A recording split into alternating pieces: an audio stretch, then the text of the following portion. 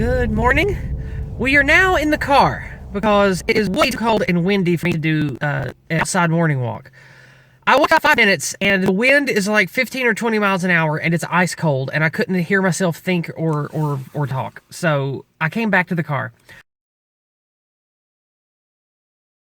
So today, I want to talk. Last week we talked about spiteful mutants on the right and why negativity is bad. But today, I want to talk about why positivity is good. Because it really is.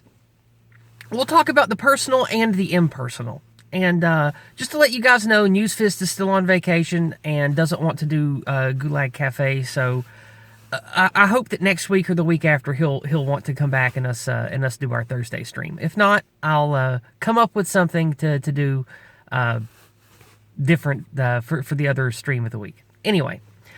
I hope you're all doing well. I'm continuing to do better than I was. It is extremely cold and everyone I know is sick. So I'm probably a little sick too. That's just how it goes during seasonal change, I suppose. However, last week we talked about spiteful mutants. The negativity, why it's childish, why it's destructive. Well, I also want to talk about the opposite of that. Why positivity and why living for others in a positive way is good. We'll do the impersonal first.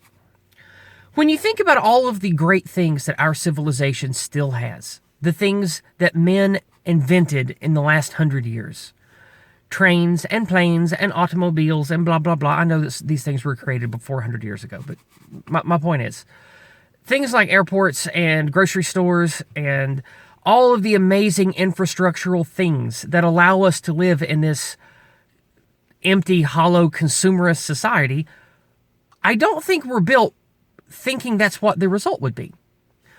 When you look at the advertisements in the 40s and 50s, they were different. It wasn't about a consumer mass market.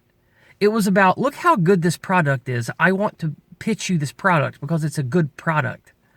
That was most of what ads were back then. And I think that the men that came before the era of advertising, like of mass advertising, people who built up in the Industrial Revolution in the early 1900s, not just in the United States, but in the rest of the West as well, these men were not driven by entirely selfish, profit-minded motivation. I think, like, when you read about people like Henry Ford, Nikola Tesla, great inventors, great industrious people, they aren't driven by selfish greed. They are driven by something more than that. And it isn't negative. It's positive. And maybe for an eclectic genius weirdo's drive is, I want to discover things no man has discovered before. Now, that might sound selfish on the surface, but it's because he knows he comes from a lineage of great men already. And he wants to prove himself. He wants to say, look, all of these wonderful things that my forefathers and my contemporaries in science have discovered, we've discovered even more. There's sort of a built-in, you need fellowship to have celebration, even in that type of science discovery stuff. And then you look at industry. You look at all of the chemistry and biology and all these other fields that have exploded with awesome technologies and medicines and things in the last 100 years. I think if you turn back the clock, the people who are behind this are not greedy corporate suits. They're men who want to make things better just for the sake of doing it, for the glory of making things better and more interesting and more powerful and awesome. That's positive male energy. You talk about toxic masculinity, that's positive masculinity right there. I'm going to build some awesome shit. I'm going to make the future better. I'm going to do some shit nobody's ever done, so they'll build a statue of me. And it's easy to, in the modern era, say those are all selfish, negative emotions, but I don't think they are. Men who are driven that way, it's sort of an understood they have a reason to. A community to love them and support them, other men of their culture, of their race, to impress.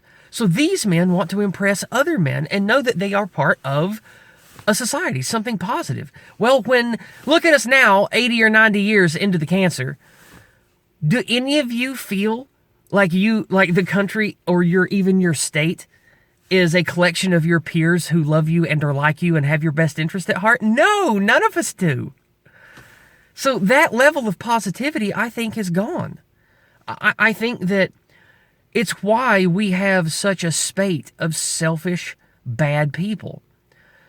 And again, I know that a lot of this is intentional, whether it be the usual suspects of the evil small hats or the usual suspects of the evil, rotten U.S. government wanting to control and manipulate and blah, blah, blah.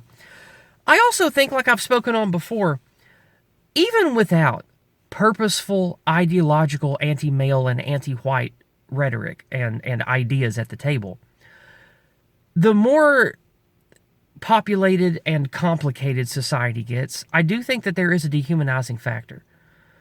Especially with medicines like birth control, things that allow men and women to not need each other anymore, like organized welfare state.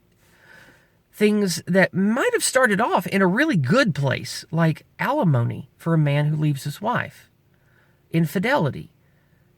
Those things probably should have a penalty, but they don't mean what they used to mean anymore. It just lets a woman usually just get away with whatever she wants and leave a man and take some or most of his stuff.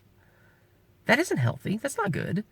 And I don't think that the men who created these ideas and laws in the beginning had this outcome in mind. Do you? I don't. I think they were doing their best to create a framework of laws that were modeled from our morality, and for the large part, Christian morality. And so they did all of that stuff with a positive vision, with a positive mind. They wanted these things that we live under, these rules and things that we live under, to be good for all of us, for sort of a royal us. That was just sort of an understood part of civilization before the #modern era, right? And so this is why positivity, in my opinion, is important on the impersonal large scale. You have to have a positive vision of unity and togetherness and purposeful giving of yourself for the others, for the group, for the collective, for the royal us. That has to be a necessary building block of movers and shakers and real leaders of men for any ethnic or racial group. You need that. Everyone needs that. So positivity is important for those reasons.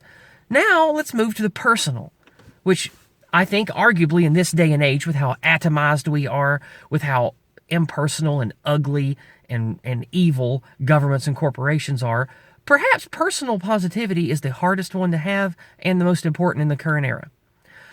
Why should you have positive outlook for yourself on the things around you? Well, it's because, like we talked about last week, the negativity, the childishness, the impetuousness, it leads to isolation and negative emotions like jealousy and impotent rage. It leads to wanting to slander and tear down others who are successful for a tiny dopamine hit of making yourself feel better. And these are very negative things that we have to deal with in the modern era from people who, unfortunately, like we talked about last week, either never had a good model of why or how to be positive, or just can't because of how they're broken. So let's move away from talking about the mutants and talk about just why personal positivity is good. Personal positivity allows you to guide your own path, and it helps you make better decisions for you and the things that are important to you. I dropped the phone there. Sorry. That's what the edit was. Sorry about that. Positivity, being positive-minded, like I was saying before I dropped the phone, it matters to you. It helps you achieve the things that are important to you and the things that you care about. Being positive is your choice. Being negative is your choice. Every day, there are an infinite number of things that you can look at and think about to make you miserable and want to give up. I don't even have to list them. We all know what they are. That's what all of our content creators talk about. It's what everybody on the so-called white right talks about. The bleakness, the end of things, all of that negativity, right? Yeah, well, there are good things too. You have the ability to use the internet and all of these wonderful technologies we have to find people, to find work, to build work, to find a place that you can derive happiness, to find a place you can make money. You also can use this wonderful tool of the internet to network with like-minded people and find where you might belong better. Maybe you don't like Christianity. Relatable. And you are sick of all that's going on in the world of the church. Relatable. And you want something that isn't like that and something new. Maybe you are very racially minded. And you want to look out and find people who are breathing life into pre-Christian religious beliefs. You find Asatru of America. There are many Asatru groups all throughout the United States. These are good people. They're based. They're not these cringe, let's hump all over each other like weirdo commie pagan people. No, they're respectable. They have decency to them, and they're growing. And with the internet and with the tools that we have at our disposal, gasoline, petrol, if you will, motor cars, we can move a great distance in a short period of time. Those are things to be very positive about. Hey, I live in an era where I'm not limited to just the hills I can walk to. Like, we can actually travel for not much money. We can meet others. We can network. We can find people who are worth investing ourselves in. So that's a reason to be positive, and you can easily seek that out. And you need to have that outlook. Like I mentioned earlier, being positive is a choice. Like my dear old passed away grandmother said, you can never be offended unless you want to be offended. You being offended is a choice you make. It's not a choice somebody else makes for you. And the same thing applies with positivity. I know a lot of evil people do a lot of evil stuff to us, both personally and impersonally. Yeah, that's true. But you decide, mostly, whether you will have a positive outlook or a negative outlook. Now, not every day is perfect. I know some of us, we have bad days where we get woe is me. That's normal. But your normal, functioning, day-to-day thoughts should be positive ones. I'm thankful for this today. I'm thankful to have these friends. I'm thankful to have this wonderful, whatever it might be. Maybe you have a job that isn't totally miserable. That's something to be thankful for. We all have to make money. Money's the great enabler. We have to get out there. We have to do things. And so you might as well have a positive outlook about it. I have to do content creation. I have to drink and eat through this disgusting trough of slop news every Monday. But what's positive about that? I get to do the things I love for money. I get to talk about what's going on in the world. I get to network with other people of similar mind on most topics. And I love talking about these things. And I think that talking about what's wrong in a positive way and getting others to listen to it is one of the ways that we can fight against having a negative future and build a good future together. That's my positive outlook. And being positive isn't cope. I'm not sitting here saying, oh, Donald Trump is in the White House, it's all going to be okay. No, I'm not coping. I'm hoping. There's a difference. I believe that the good men and women of our race need unity, community, positivity, shared vision. And I'm contributing to that. I don't think that's cope. I think that's hope. And positivity leads to hope, and hope leads to well-being. Because even if bad things come to pass, and we have another 50 years of anti-white government that tries to genocide our entire race on purpose and puts everybody who talks about it in prison, and things go the way they look like they're going in the United Kingdom for the rest of the West, even if that happens, we need to have a positive vision and a positive outlook and build network and community together along a positive focus. And you need to be personally positive to contribute to that. Things might look really dark sometimes, but our race has come through all kinds of things and been successful. Great wars, famines, plagues. We have been very successful as a people for a long time, and I see no reason for that to stop. Because look at the non-whites coming into our countries. They can't really compete with us except in numbers and with an evil government cutting our legs out from under us. That's the only way all of these foreigners can compete with our ingenuity, our strength, our vision. That's the only way they can compete with us. So be positive about that. Like, the future will be ours if we don't give it away to other people. It might not be easy. We might have to go up against a lot of ugly, dark things, but we can, and we have in the past, and we succeeded. We won, didn't we? So it's a matter of perspective. And I'm not telling you to cope. I'm telling you to be positive and to hope. And having hope is a good thing. Seeing a possibility of things being better is good. That is hopeful. That's not copium, despite what spiteful mutants and these naysayers want you to believe. It is necessary to be positive and have hope for your own personal well-being and to achieve things together. So, in your life, find the things that you can celebrate. Find reasons to be positive. Network with others. Find community touchstones, or better yet, become community touchstones to give people hope, to give people community and reason to be positive. So, there we go. I think that's enough of a follow-up sermon to my last week about being spiteful. So, this is why you should be hopeful.